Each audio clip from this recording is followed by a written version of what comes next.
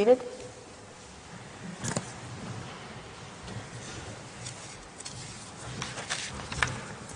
Sitting is open. For reasons duly made known to me, Judge Keith is unable to join us for this morning's sitting. The court meets this morning to hear the second round of oral observations of Armenia on its request for the indication of provisional measures. I shall now give the floor to Professor Robert Kolb. You have the floor, Professor.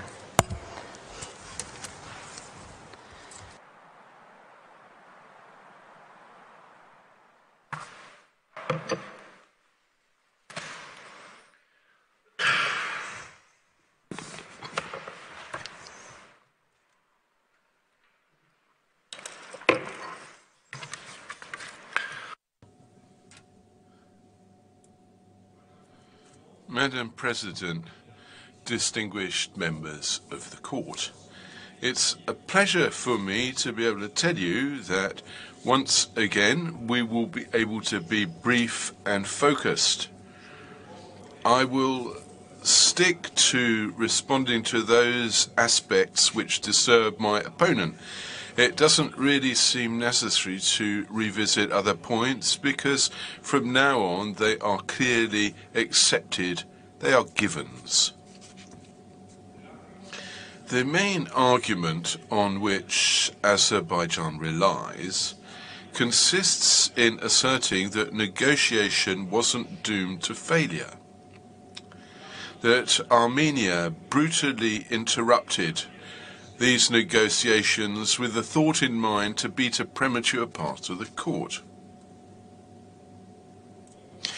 I have to say that my opponent didn't put much oomph in his presentation on this point, possibly because Azerbaijan is getting ready to argue the opposite in but a few days, when the mirror case they filed will be heard. You'll see. In but a few days, the failure of negotiations will be there, just as I say it is. I shall not revisit all the factual elements that I touched upon yesterday. They established that the parties didn't manage to agree. They didn't manage to agree because their relations were, no surprise here, very bad relations. With this background, the reciprocal proposals fell on stony ground.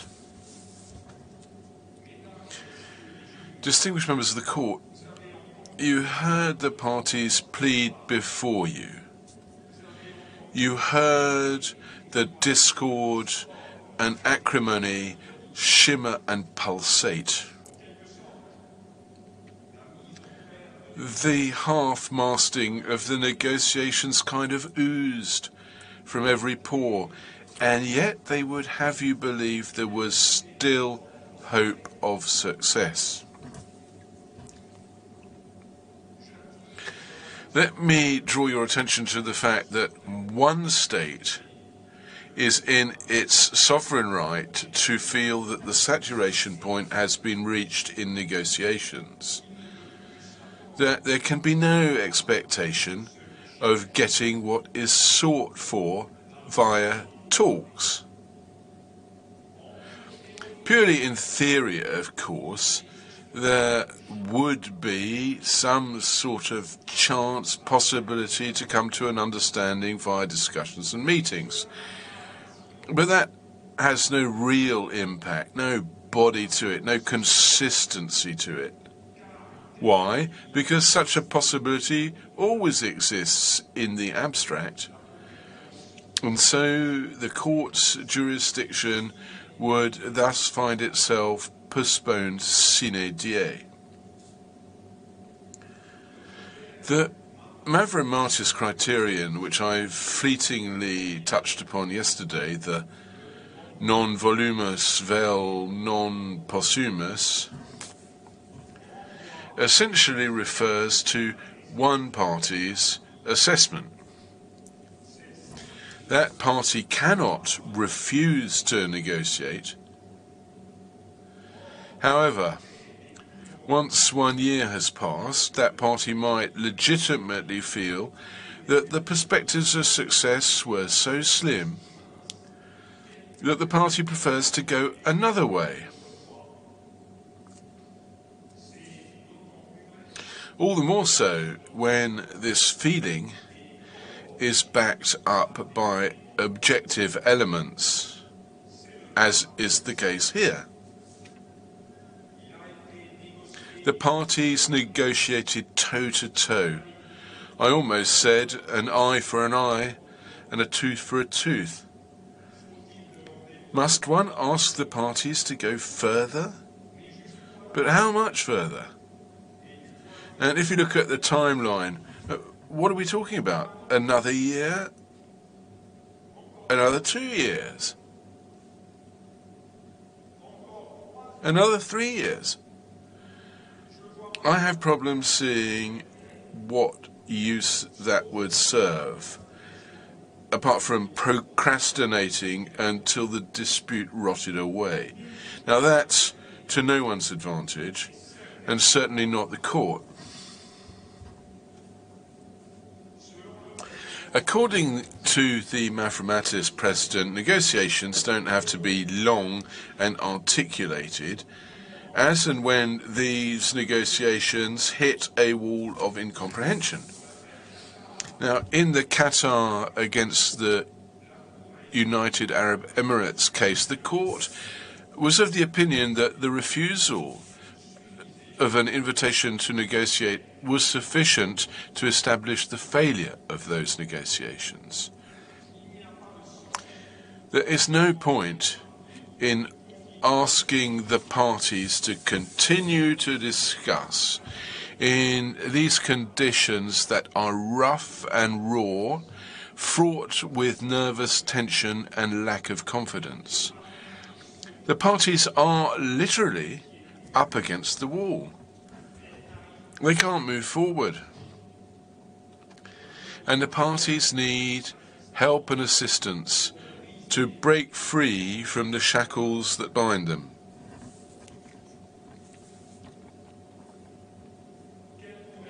So what kind of weight could be given to the mere assertion that the failure of negotiations is unproven? This finding would send the parties back into the uncharted territory where they'd already lost their way. Doubtless the court would not wish to remain indifferent, confronted by the risk of such paralysis with its concomitant disastrous developments. The responsibility of your court as principal judicial organ of the United Nations is to help de-escalate this serious dispute.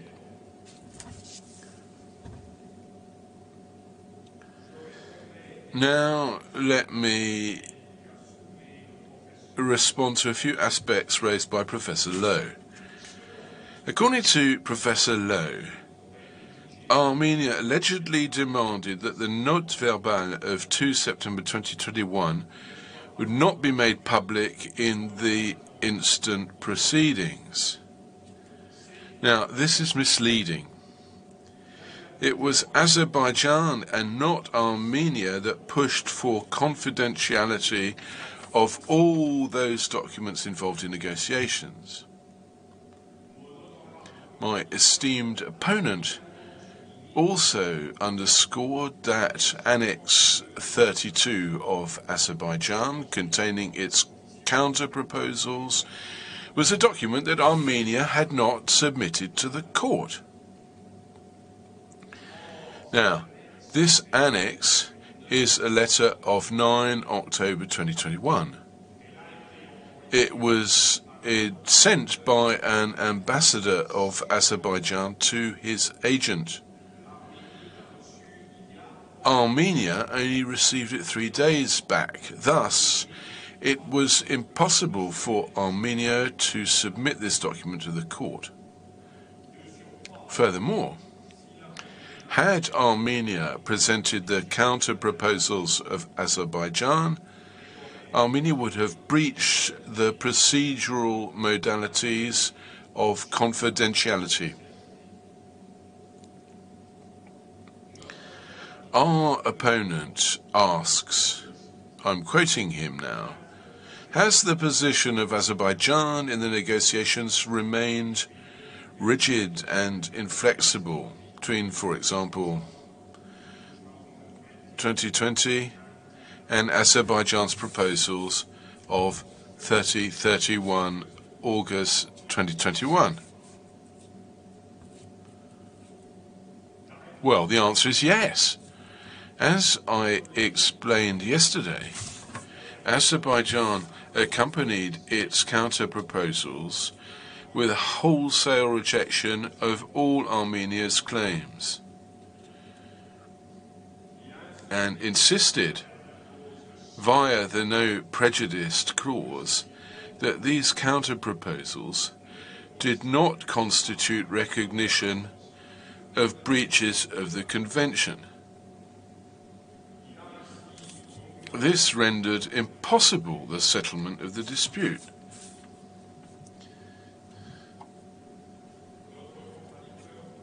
Our esteemed opponent continues.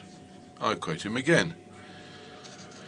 Did Azerbaijan's detailed proposals address matters that Armenia is now arguing for this court are matters that require court intervention as a matter of extreme urgency?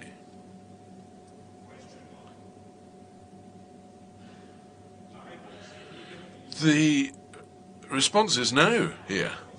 Azerbaijan refused to recognize any breach of the convention.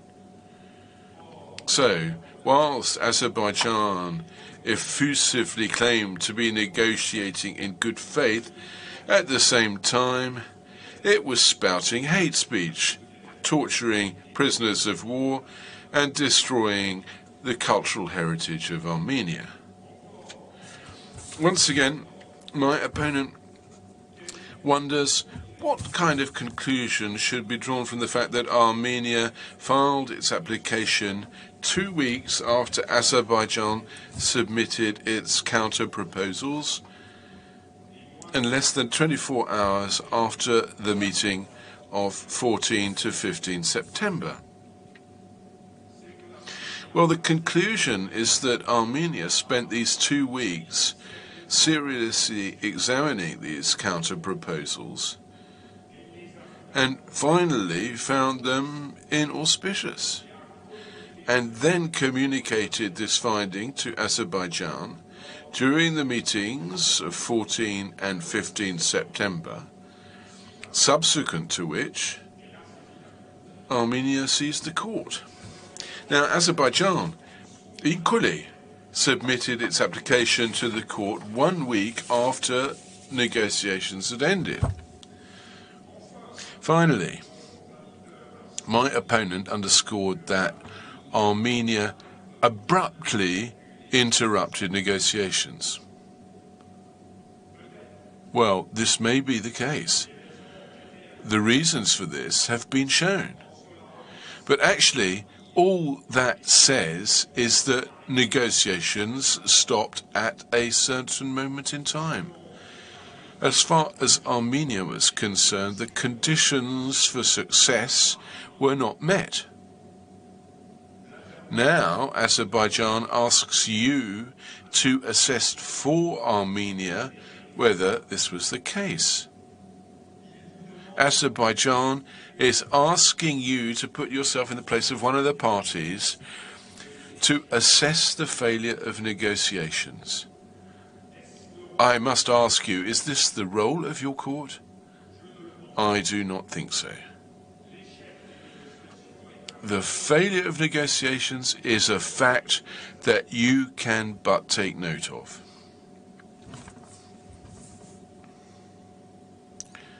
So, these reflections bring my presentation to an end. I'd like to thank you for your kind and courteous attention, and I would ask you, Madam President, to call Mr. Salonides to the bar. Professor called for a statement, and I now invite the next speaker, Mr. Konstantinos Salonides, to take the floor.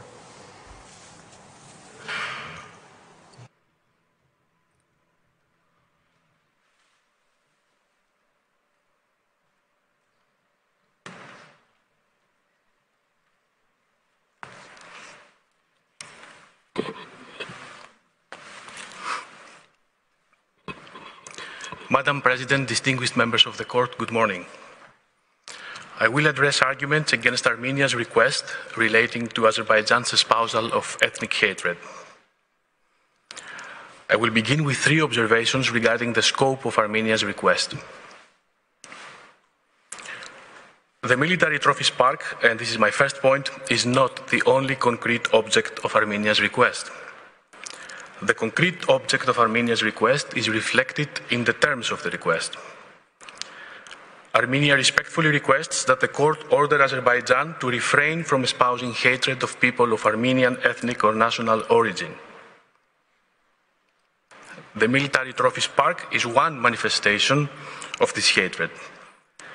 Official hate speech is another, and one that is even more pernicious. Given Azerbaijani leaders' special responsibility under the CERD to refrain from precisely the conduct that is at issue here. Second, a provisional measure that reaffirms Azerbaijan's existing obligations can constitute an appropriate provisional measure. In fact, the Court has indicated such measures on several occasions in the past. This is perhaps why Azerbaijan failed to cite any authority yesterday for the contrary proposition. And there is, of course, a world of difference between an order of the Court, which creates a distinct legal obligation, and reaffirming an existing treaty obligation. Third, your provisional measures would cause no irreparable prejudice to Azerbaijan. Whether there is an element of proportionality informing the exercise of your jurisdiction under Article 41 of the statute is an interesting question, but it does not arise here. There is no reason for concern over the breadth of the measure. It encompasses only racist hate speech. As long as Azerbaijan refrains from employing racist, dehumanizing rhetoric, such as dogs, leeches, virus, and the like, it can critique the Armenian government as much as it wants. I now turn to the merits of Armenia's request, and I will limit myself to 4 points. My first point relates to Azerbaijan's attempt to defend President Aliyev's hateful rhetoric. Professor Boisson de Sazourne suggested that we misinterpreted the words of the President. Respectfully, we disagree, but we also understand how uncomfortable it must be defending such statements. Armenia trusts that the Court will read the statements and appreciate them for what they are. A number of statements cited in these proceedings can be found under tab 2 of your folders. There are, of course, many more for President Aliyev and other Azerbaijani authorities, but now is not the time to discuss them. But I did want to say a few words about Professor Boisson de Sazourne's argument that not only has President Aliyev not engaged in hateful rhetoric, but has in fact undertaken positive measures aimed at combating hate speech. By that, she means President Aliyev's ex post facto clarification that his use of the word dogs sought to characterize not the Armenian people, but solely its leaders during wartime. But even if that were true, and even if President Aliyev's clarification could somehow amount to a positive measure within the terms of Article 4 of the CERD, the characterization still became a hate-filled rallying cry for ordinary Azerbaijanis. More generally, the Third Committee and numerous other independent organizations have all made perfectly clear just how prolific hate speech in public discourse in Azerbaijan is. How else could the ethnic cleansing stamp yesterday on your screens and the hate park even came to be in the first place? And it is equally shocking that Azerbaijan thought it appropriate to seek the registration of that stamp with the Universal Postal Union and to publicize and promote the park as it did. In such circumstances, to focus on what President Aliyev did or did not mean on one particular occasion misses the broader point. My second point relates to the purpose of the Military Trophies Park. Professor Boisson de Sazoun argued yesterday that the park was built to commemorate the lives lost in the long conflict between Armenia and Azerbaijan. If that was the purpose, it is not stated in President Aliyev's speech at the inauguration of the park. I would kindly invite the court to read the speech and see this for itself. But I think it will also assist you to see what ordinary Azerbaijanis understood the purpose of the park to be. And for that, I will refer you to the document under tab 2 of the folder distributed to you yesterday, part of which compiles words of praise of the park on social media. One post hails the park in the following words, quote, "The future generation must recognize the enemy of the nation and remember it with hatred." My third point relates to Professor Boisson de Sazoun's attempt to compare the park to museums in different parts of the world. But the Military Trophies Park does not purport to demonstrate and trace the evolution of weaponry or display military equipment originating from historically and geographically diverse conflicts, as is the case with some of these museums.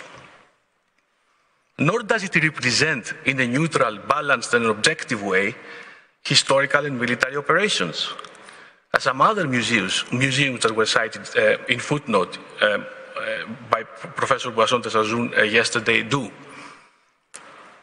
On the contrary, the Military Trophies Park was created for the purpose of, quote, evidencing Armenia's defeat in comparison to Azerbaijan's strength.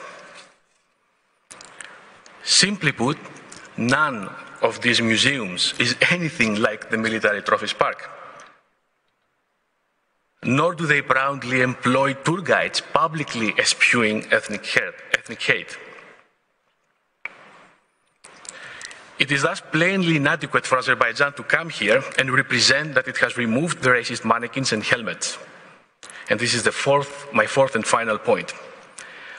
It bears noting that neither the agent of Azerbaijan, nor Azerbaijan's council, nor the director of the park in the confidential documents in the record actually undertook not to display the mannequins or helmets again.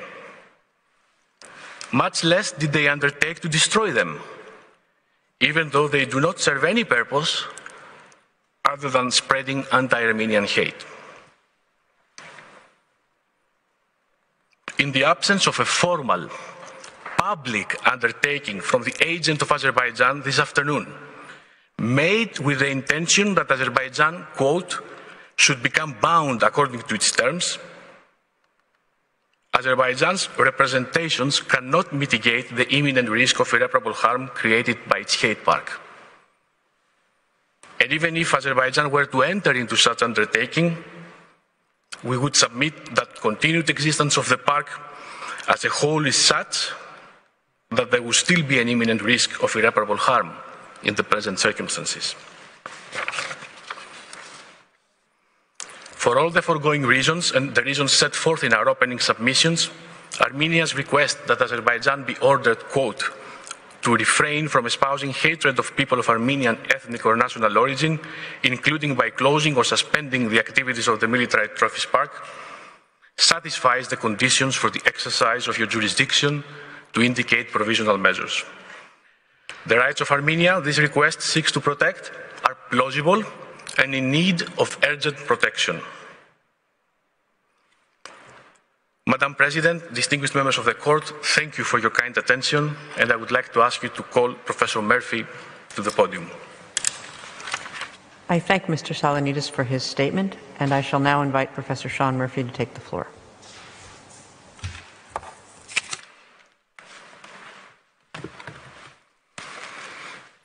Thank you, Madam President. I will be replying to Azerbaijan's arguments from yesterday with respect to the prisoners of war and the civilian detainees of Armenian ethnic origin.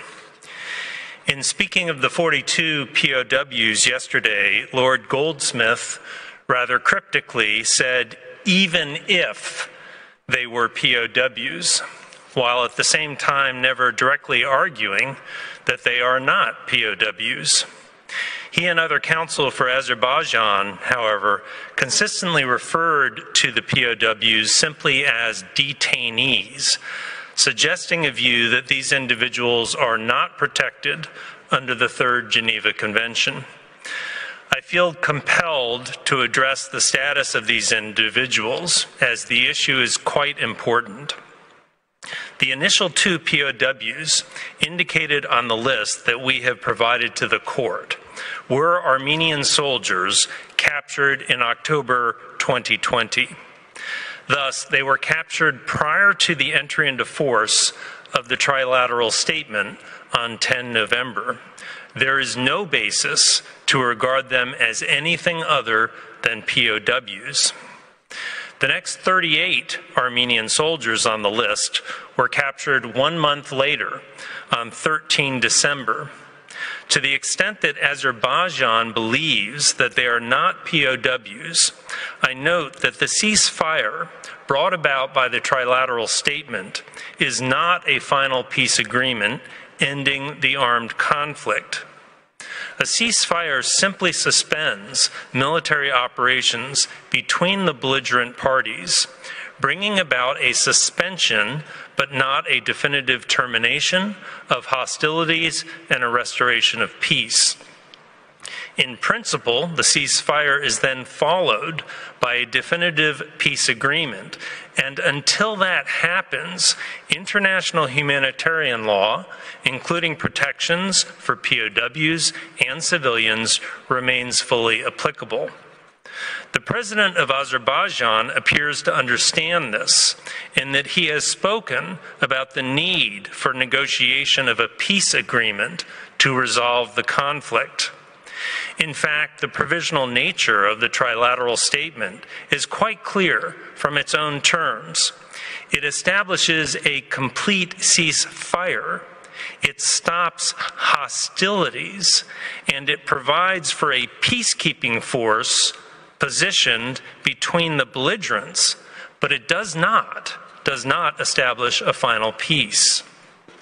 As I noted yesterday, the capture on 13 December of the 38 Armenian soldiers was the result of the Azerbaijani army launching a military operation in an area where the forces of both sides were to remain at their current positions. As such, this was an incident of active hostilities in breach of the trilateral statement. Indeed, the Russian peacekeeping forces confirmed that the ceasefire was breached.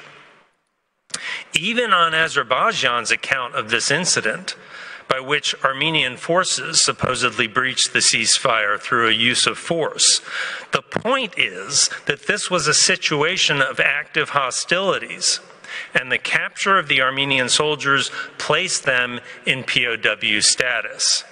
Thus, it is no surprise that the European Parliament concluded that, and I quote, military personnel taken into captivity before and after the ceasefire should be recognized as POWs and benefit from protection under the Geneva Conventions.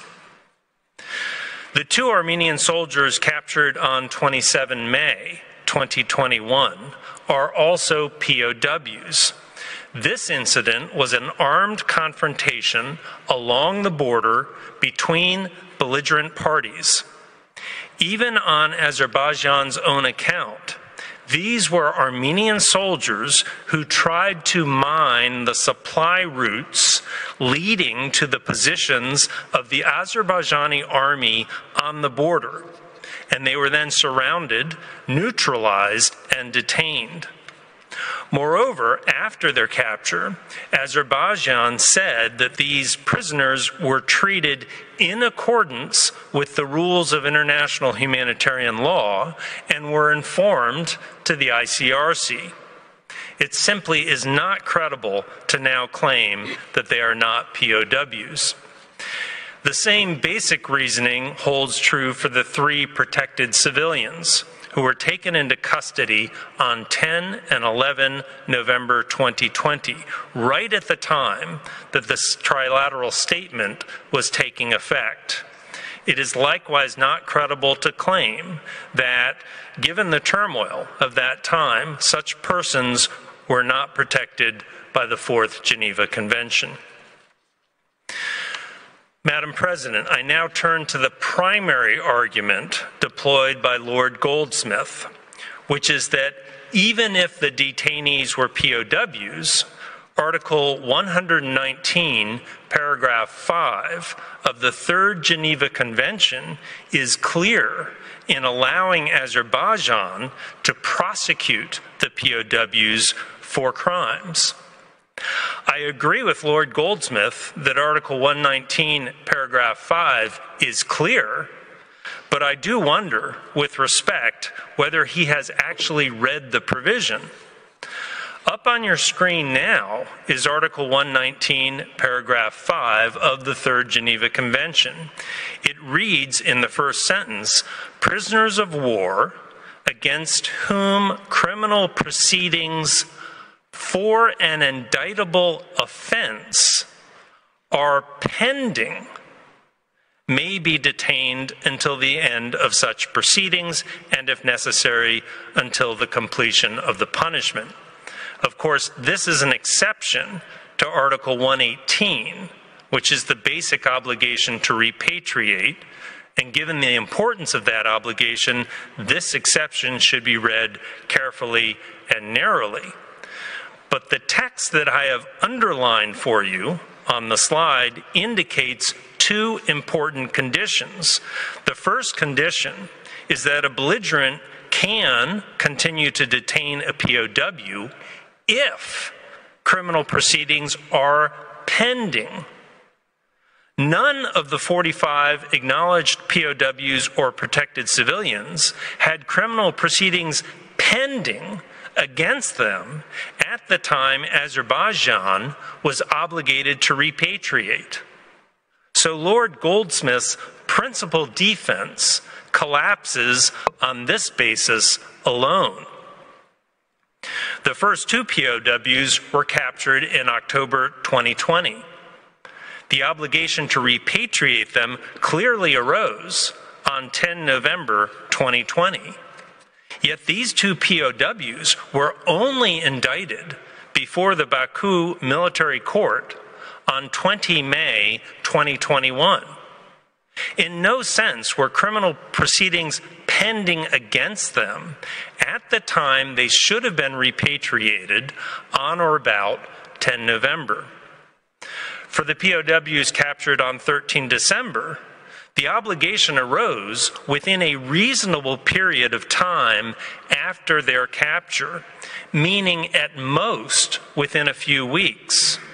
Indeed, the Eritrea-Ethiopia Claims Commission held that a 3-month delay in the repatriation of POWs without providing any explanation was a violation of Article 118.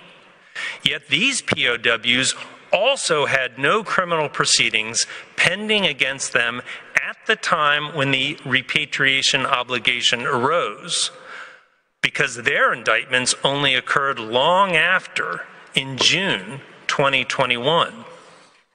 For the 2 POWs captured in May 2021, Azerbaijan's evidence says that an investigation is now underway, but as of October 8, their case has not yet been sent to court. We submit that this, too, is insufficient to meet the condition of a pending criminal proceeding so as to prevent repatriation. And although Lord Goldsmith said nothing about the Fourth Geneva Convention, the same basic analysis applies under Article 133 of that convention for the three civilians. The collapse of Azerbaijan's defense is almost twofold if one considers the second element, the second condition of Article 119, paragraph 5, which is that the proceedings must relate to an indictable offense. Counsel for Azerbaijan leaned heavily on the assertion that the POWs and protected civilians were convicted of serious offenses.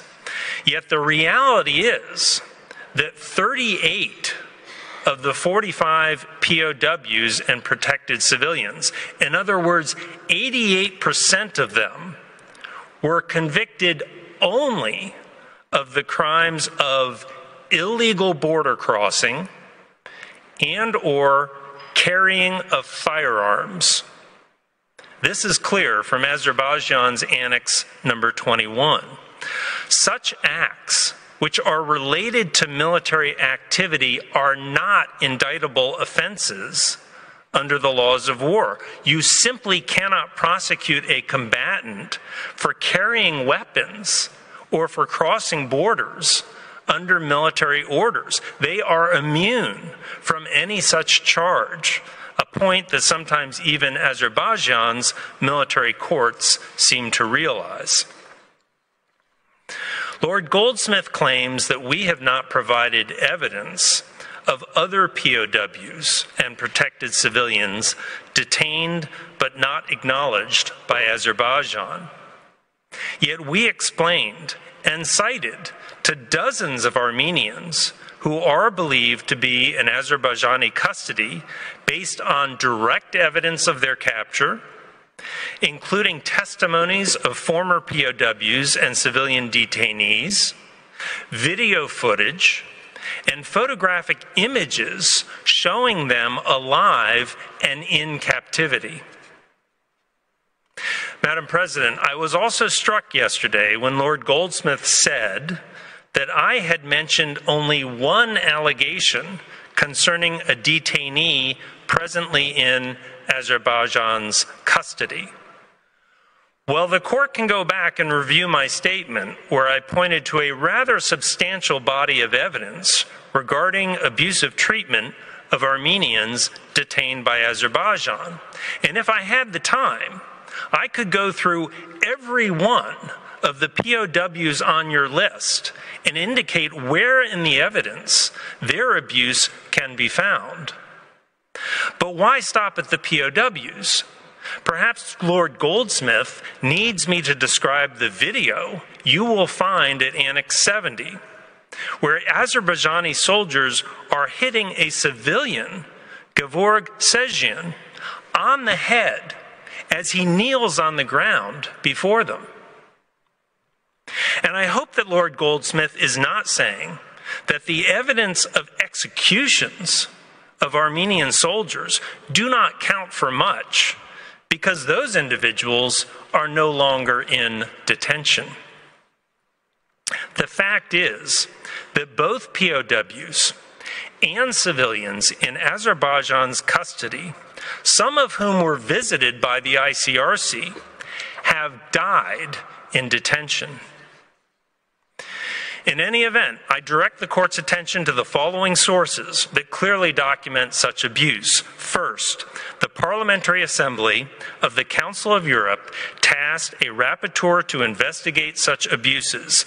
His investigation resulted in the Parliamentary Assembly expressing concern about, quote, worrying allegations and evidence of a substantial number of consistent allegations of inhuman and degrading treatment and torture of Armenian prisoners of war by Azerbaijanis. Second, Human Rights Watch, in its reports, expressed deep concern about the treatment of Armenian POWs, finding that Azerbaijan, and I quote, subjected them to cruel and degrading treatment and torture, either when they were captured, during their transfer, or while in custody at various detention facilities. Third, the non-governmental organization International Partnership for Human Rights and Truth Hounds completed an in-depth report documenting ill treatment, violence, and abuse of the Armenian POWs. Fourth, the non-governmental organization, the Center for Truth and Justice, interviewed numerous former detainees and concluded that, I quote, the interviewees were consistently subjected to beatings, humiliation, solitary confinement, improper hygiene, lack of medical care, and psychological torture. Fifth, the court will wish to consult the reports prepared by the human rights defender of the Republic of Armenia, which interviewed dozens of repatriated captives and concluded that every POW interviewed experienced abuse and torture. After reviewing information such as this, the European Parliament expressed this past May, and I quote, grave concern about credible reports according to which Armenian prisoners of war and other captive persons have been and are being held in degrading conditions, and that they have been subjected to inhuman treatment and torture when captured and during their detention. None of this is entirely surprising, given that, notwithstanding the existence of its human rights ombudsman, Azerbaijan has previously been found to have a track record of torturing prisoners and, in some instances, denying ICRC access to them. Madam President, the evidence of this abuse is directly relevant to why repatriation is urgent. We have 45 individuals who are being denied a right of repatriation to which they are entitled under international humanitarian law. And if that right continues to be denied to them while this court works its way through the merits of the case, this abusive treatment, and possibly even death, will be the consequence. Sadly, history demonstrates that ICRC visits alone do not prevent such abuse. Now, Azerbaijan says it will be irreparably harmed by not being able to keep these persons in a very vulnerable situation. But the irreparable harm of leaving them in detention is vastly greater. Indeed, on Azerbaijan's reasoning, a court could never order the release of a detainee as an interim measure, as it would irreparably prejudice a detaining state that was seeking to pursue criminal measures. Yet that is exactly what this court did in the Tehran hostages case, and he did it so in a context where Iran threatened to place the U.S. nationals on trial. The United States asked the court for an interim measure stopping such action, and the court, in fact, ordered Iran to accord immunity to the U.S. nationals from any form of criminal jurisdiction. The failure to abide by this undeniable obligation to repatriate and this abusive treatment is the inescapable result of a government practice and policy that views Armenians as subhuman. You cannot read the documentary evidence. You cannot watch the abusive treatment and executions on the videos, all of which is accompanied by hateful words and slurs against Armenians, some of which I read out for you yesterday, and not reach a conclusion that this has everything to do with ethnic discrimination. This is not an assumption. These are facts. Lord Goldsmith mentioned yesterday that Azerbaijan has opened investigations in cases where there have been credible allegations, individual allegations of mistreatment, which continue today, meaning investigations into Azerbaijani soldiers. As time is short, I will just note that Azerbaijan's conduct in this regard essentially confirms its ethnic discrimination. Consider the following contrast. Azerbaijan was capable of charging, prosecuting, convicting, and sentencing 45 Armenian POWs and civilians over the course of this past year without any difficulty, sentencing some to prison for 20 years, and after which I note apparently not having any appeals of those convictions and sentences. Yet in this same time frame, Azerbaijan has not been able to convict any Azerbaijani soldiers for any inhumane acts, including killing, torturing, or beating Armenian soldiers or civilians, even when those acts were caught on video. If you review Azerbaijan's Annex 20, which Council yesterday proudly pointed to as showing how Azerbaijan polices its own, what do you find?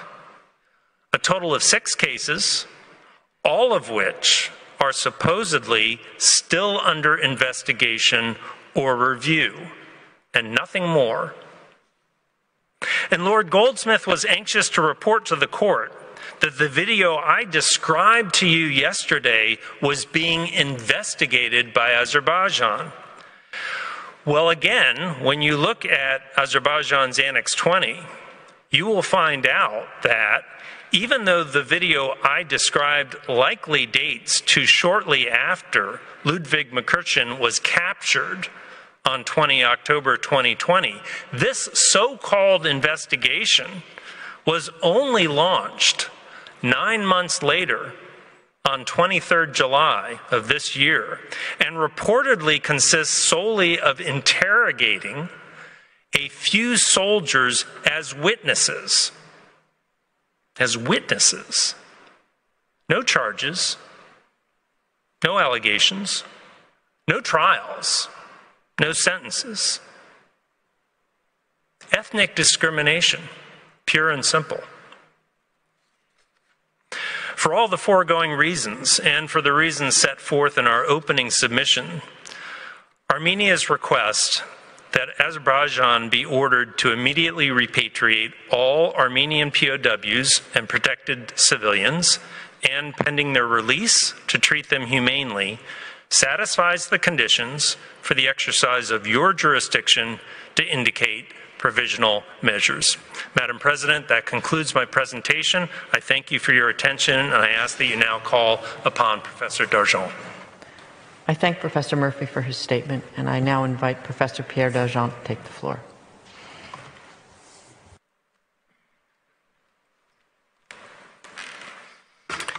Merci, Madame.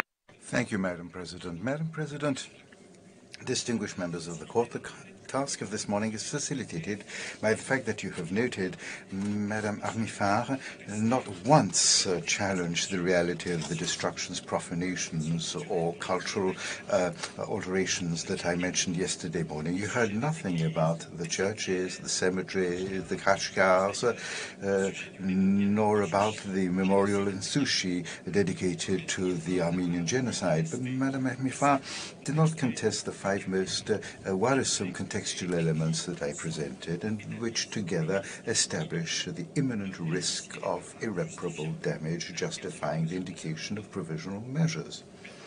Mrs. Amifar talked of context, but according to her, context to be taken into consideration would be the war of 1991 to 1994, before the convention was binding upon the parties.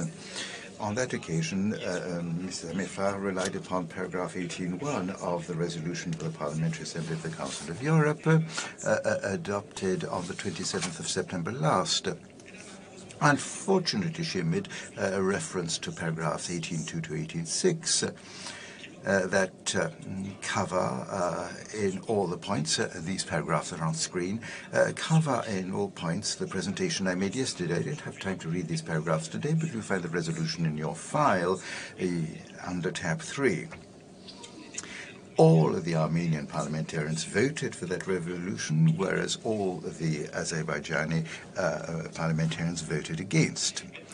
Mrs. Amifar took the restoration of the Armenian church in Baku as an example of Azerbaijan's attachment to the Armenian cultural heritage, indicating that the church had been damaged in 1990, and she said that this former place of worship now hosted more than 5,000 Armenian manuscripts. May I recall that the church in Baku was set fire to on Christmas Day 1989 and was abandoned in that state following the pogroms of January 1990, before it was transformed into a presidential library in 2006, a use that the Azerbaijani Minister of Culture of the time had justified by the fact that there were not many Armenians in Baku any longer.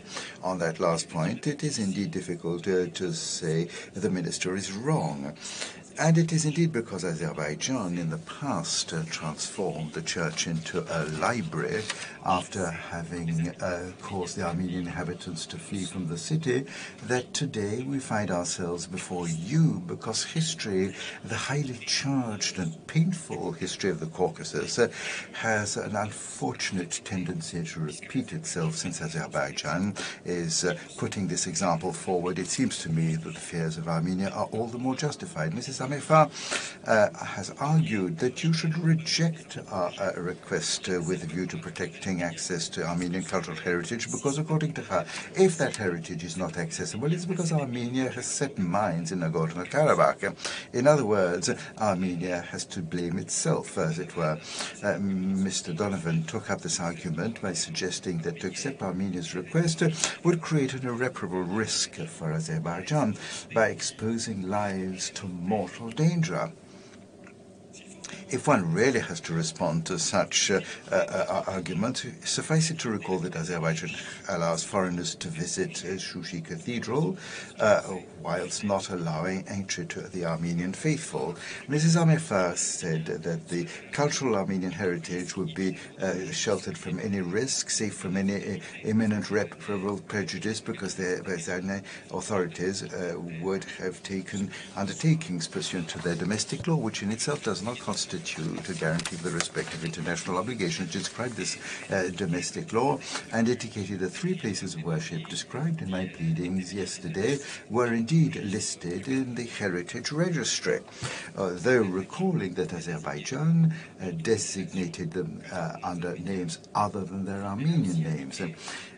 She also pointed out that a criminal investigation was commenced concerning 2 Azerbaijani soldiers who had desecrated Armenian tombs. According to the defendant, there's no risk of reiteration of destructions that took place because they would take place in a context of hostilities that has fundamentally changed. Furthermore, Armenia did not establish that destructions are ongoing.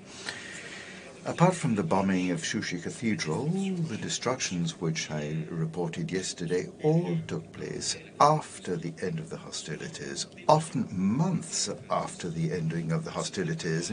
To rely upon wartime is therefore inappropriate.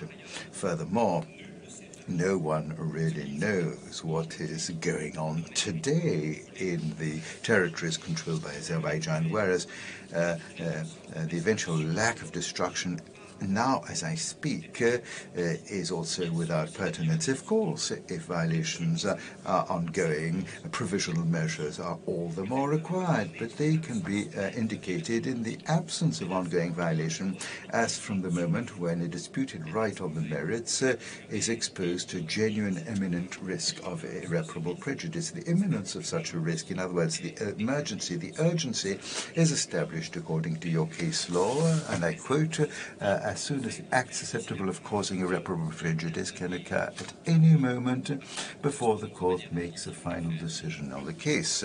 Can one seriously claim that no element of the rich and centuries-old Armenian cultural heritage in Nagorno-Karabakh is not exposed to any risk of destruction, either total or partial, between now and the end of the present case, when we know what Azerbaijan did to it in Nakhichevan and Nagorno-Karabakh? Can we seriously consider that historical revisionism of President Aliyev elevated to state doctrine augurs well in that sense? This revisionism was at work before you yesterday, Mrs. Amifar twice mentioning alleged Armenian heritage sites. Is it enough that two Azerbaijani soldiers be prosecuted but not yet judged in order to be sure that Azerbaijan itself will not proceed to fresh destructions as it is wont to do? Distinguished members of the court, why does Azerbaijan oppose itself to this extent to a request that in no way would trample its freedom of action if, as it states already, it looks after the Armenian cultural heritage, this fierce resistance to the exercising of your power in a context of particularly tense relations indeed adds to the well-grounded fear of Armenia and the need for you to exercise your power? Do we need to, is it necessary that a provisional measure be breached in order to justify a posteriori that it was ordered?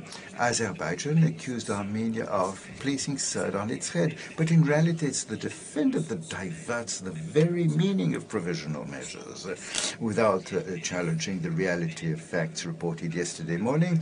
The case made by Azerbaijan concerning the alteration of Armenian cultural heritage is simple. This heritage is located upon its territory and it does what it wants with it. The convention can in no way limit its powers so long as the efforts of restoration do not prevent Armenians from practicing their religion. In other words, as in Baku, Azerbaijan can transform Shushi Cathedral into a library by changing its aspect deeply, and its destination provided there be a small spot somewhere in town to celebrate Armenian worship, and no discriminatory practice could thus be denounced. But if Azerbaijan so much wants to preserve Armenian heritage and respecting it, why does it not consult the representatives of the Armenian Apostolic Church? Through a joint letter of the 2nd of February 2021, which you find under tab 4 of your file, the special rapporteur on cultural rights and other colleagues of his made that suggestion to Azerbaijan. Although impressed with the hallmark of common sense, the suggestion remained a dead letter. Instead of so-called consulting experts from which you learned nothing more yesterday, why did not Azerbaijan consult the first concerned? The answer is obvious, because they are Armenians. Mrs. Amifar suggested that to pronounce oneself on questions of architectural restoration would be beyond your competency, because these are highly technical questions driven by complex historical, sociological, and ethnographic factors. Can Azerbaijan explain in how ethnographic factors have to enter into account when one restores buildings? It seems to me, distinguished members of the court, that the other side has admitted motivations that are rejected by the convention. And finally, Azerbaijan claimed that if UNESCO had not yet undertaken a mission in the territories that it controls, this was the fault of Armenia.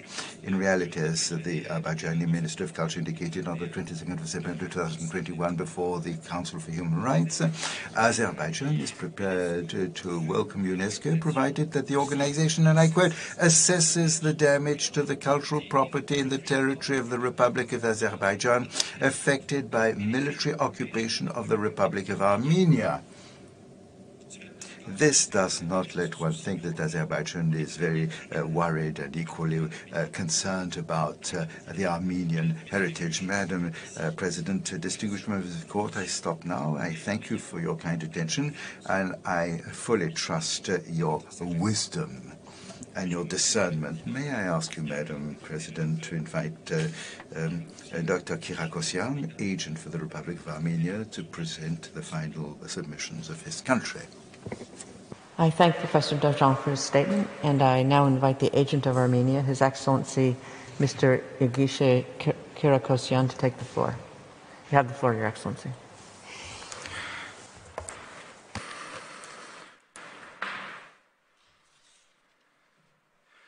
Madam President, distinguished members of the court, it is an honor and a great privilege to appear before you again to present Armenia's closing submissions in its request for provisional measures. As our Council's oral submissions made clear, Armenia's requests are precisely tailored to stay within the four corners of the CERD. They are straightforward and compelling. Yesterday, rather than responding directly to our actual allegations, Azerbaijan presented the court with a barrage of irrelevancies. It resorted to a series of political statements and false historical narratives that have nothing to do with issues before you on the request for provisional measures. There may come time for that, but it is not here and not now. Azerbaijan also suggested that the recent war was the only motivation for our application and request for provisional measures. While the war saw numerous flagrant manifestations of racial discrimination by Azerbaijan against Armenians, it is by no means the only reason for Armenia's application and request for provisional measures.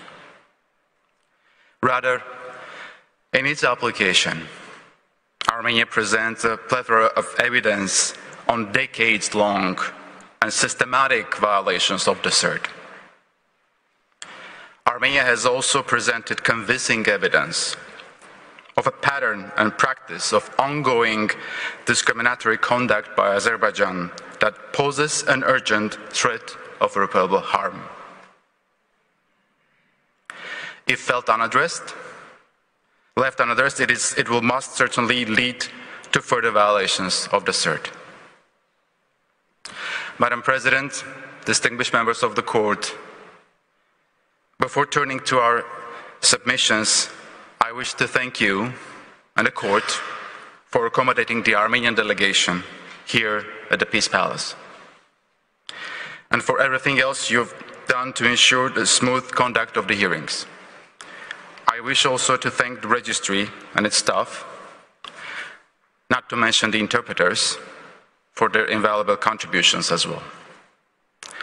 I shall now read Armenia's closing submissions.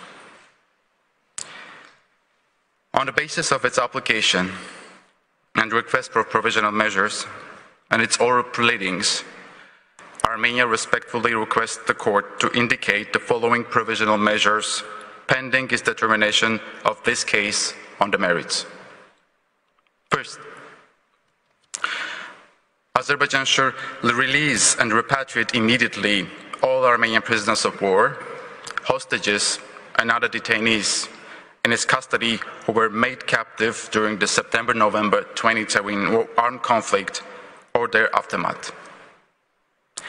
Second, pending their release, Azerbaijan shall treat all Armenian prisoners of war, hostages, and other detainees in its custody in accordance with its obligations under the CERD, including with respect to their rights to security of person and protection from by a state against bodily harm, and permit independent medical and psychological evaluation for that purpose. Third, Azerbaijan shall refrain from espousing hatred of people of Armenian ethnic or national origin, including by closing or suspending the activities of so-called military trophies park.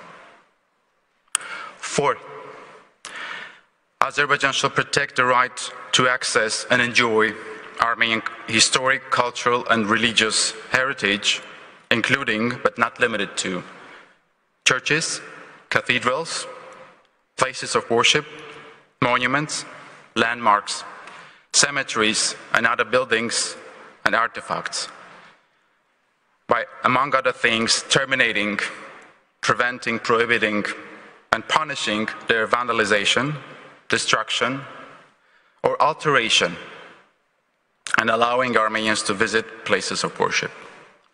5. Azerbaijan shall facilitate and refrain from placing any impediment on efforts to protect and preserve Armenian historic, cultural, and religious heritage, including but not limited to churches, cathedrals, places of worship, monuments, landmarks, cemeteries, and other buildings and artifacts relevant to the exercise of rights under the CERT. 6. Azerbaijan shall take effective measures to prevent the destruction and ensure the preservation of evidence related to allegations of acts within the scope of the CERT. 7. Azerbaijan shall not take any action and shall assure that no action is taken which may aggravate or extend the existing dispute that is the subject of the application or render it more difficult to resolve. And finally, Azerbaijan shall provide a report to the court on all measures taken to give effect to its order indicating provisional measures no later than 3 months from its issuance and shall report thereafter to the court every 6 months. Madam President, distinguished members of the court, this concludes Armenia's presentation on its request for provisional measures. I thank the agent of Armenia, whose statement brings to an end the second round of oral argument of Armenia, as well as this morning's sitting. The court will meet again this afternoon at 5 p.m.